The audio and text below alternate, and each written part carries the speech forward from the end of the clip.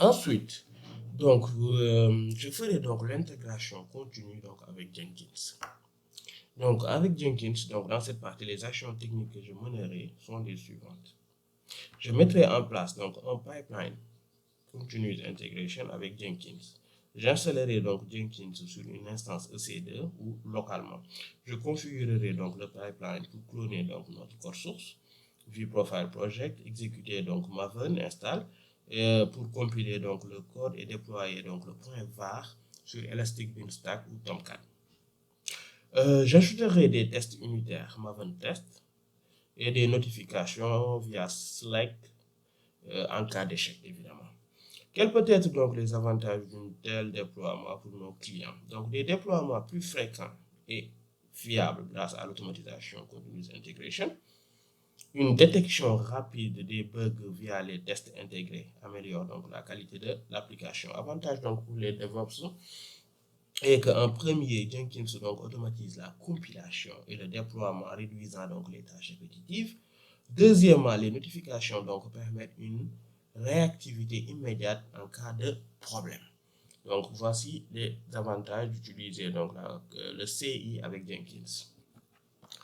En 5, je ferai donc de la gestion de configuration donc avec Ansible. Donc les actions techniques que je mènerai sont les suivantes. J'utiliserai donc Ansible pour gérer la configuration des services, c'est-à-dire j'écrirai des playbooks Ansible pour installer et configurer Nginx, Tomcat, MySQL, RabbitMQ et même qu'à sur des instances EC2 ou même sur des VM, on verra. Je centraliserai donc la gestion des configurations, exemple fichier.properties, règles de parfum, dans des rôles Ansible réutilisables. J'exécuterai donc les playbooks via une commande Ansible playbook deploy.yaml.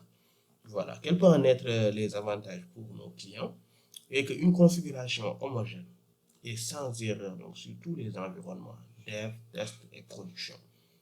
Une maintenance simplifiée grâce à des rôles réutilisables. Les avantages pour nous les DevOps est qu'Ansible permet donc de gérer des dizaines de serveurs simultanément et en économisant du temps. Les playbooks qui sont versionnés facilitent la collaboration et l'audit des changements. Donc voilà ce que nous allons faire avec Ansible. En 6, je ferai du CI/CD donc sur Amazon AWS. Les actions techniques que je mènerai, je mettrai donc en place un pipeline CI/CD donc sur AWS. J'utiliserai donc AWS Code Pipeline pour orchestrer le flux. Je vais clonage donc du dépôt, compilation donc avec AWS Code Builder. Je déploierai donc sur Elastic Beanstalk.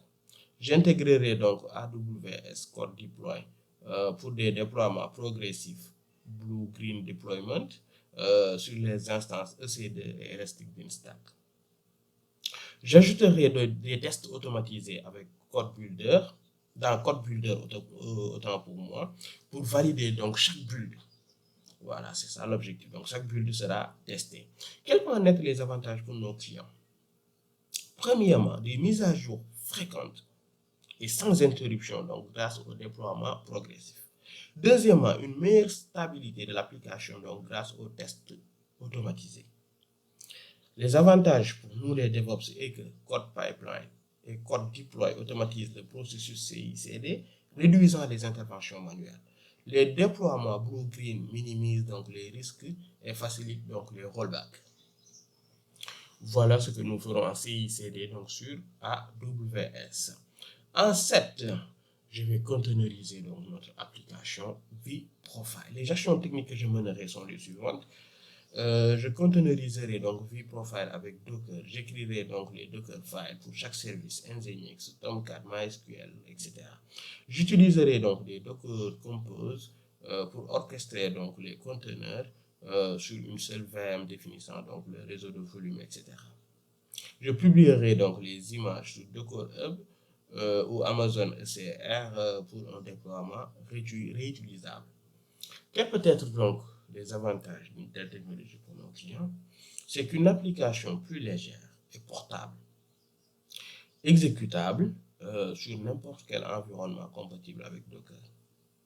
Une réduction des coûts d'infrastructure grâce à l'efficacité donc des conteneurs. Pour nous, les DevOps, les avantages sont les suivants. Premièrement, Docker simplifie donc les déploiements et garantit la cohérence entre les environnements dev, test et production. Docker Compose facilite donc la gestion multi-conteneurs pour les tests locaux. En 8, je ferai donc le déploiement sur le cluster Kubernetes. Les actions techniques que je mènerai sont les suivantes. Je déploierai donc vProfile sur un cluster Kubernetes, par exemple EKS sur Amazon.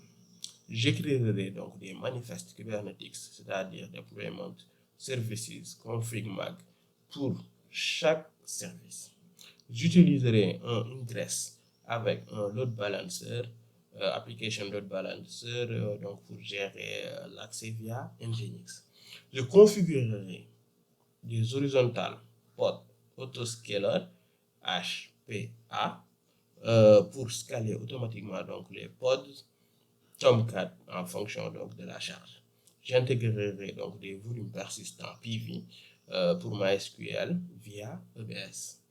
Quels peuvent être donc les avantages pour nos clients? En un, c'est qu'une application donc hautement disponible et scalable, capable donc de gérer les pics de trafic. En deux, une résilience accrue grâce à la gestion automatique des pods par Kubernetes.